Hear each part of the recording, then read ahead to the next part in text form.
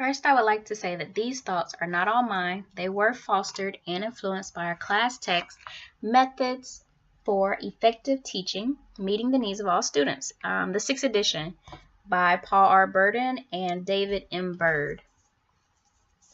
Our discussion for today will be on the importance of planning for instruction. As defined by Burden and Bird, planning for instruction refers to decisions that are made about organizing, implementing, and evaluating instruction. We plan so that we have direction, organization, we have time to collect and prepare instructional material and media, and this will also ensure the goal we have as teachers, and that is that our students learn. How do we execute this? Is by way of instructional activities. Instructional activities is how we interact to present concepts and skills to students.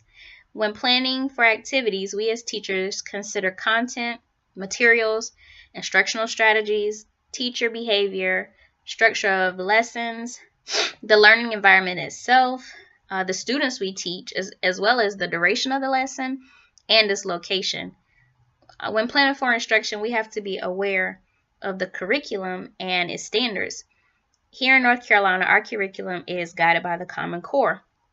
It's a state-led effort which shares a set clear of educational standards, and it defines the knowledge and skills that our students, kindergarten through 12th grade, should have that prepares them for college and the workforce. It's available for math, ELA, as well as literacy for social studies, history, science. And right now, it's actually being used by about 40 states. It's not totally used across the United States, but it is, we're 10 states off from it. So it is very widely used right now to have 40 states on the same page as far as a set curriculum guide or goal. Another type of curriculum is the state curriculum framework.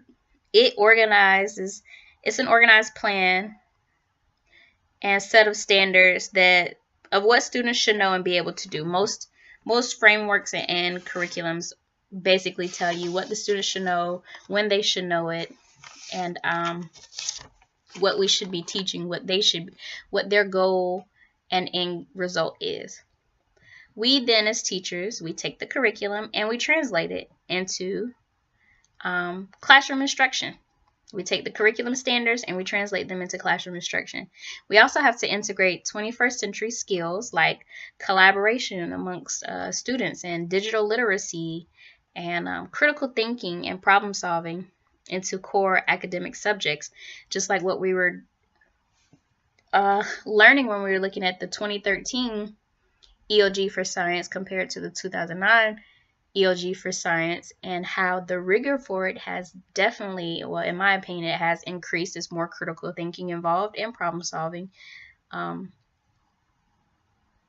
between the different years and how the test has changed. But not to get off track, but problem solving into core academic subjects. Plus, we have to include interdisciplinary things like health, environmental literacy, global awareness, economical business, financial entrepreneurial literacy. Now, there are several types of teacher plans, but we start with the entire course in mind, and then we break it into terms, into units, weeks, and then daily lesson plans. Backward mapping is a type of plan that starts with the teacher asking, what's my intended outcome? What's my goal for the students? And then we move to how will the students demonstrate their understanding? Now, Burden and Bird quoted Tomlinson and McTighe, 2006. Tomlinson is one of my favorite authors and educators. On page 70 of our book that says, deliberate use of backward design for planning courses, units, and individual lessons result in more clearly defined goals, more appropriate assessments, and more purposeful teaching. So with that, you can use backward mapping for all types of planning because you start with the goal first, and then you create an assessment evidence, and then you end with the instructional activities. as far as planning. Beyond elementary, there's a little more of course planning and term planning. We also have linear rational approach to planning, which formulates goals and aims. It has the specification of the objectives. You have to do an assessment of the student needs. You have to have strategies and learning activities, and then you also evaluate the student's performance, which is another type of assessment.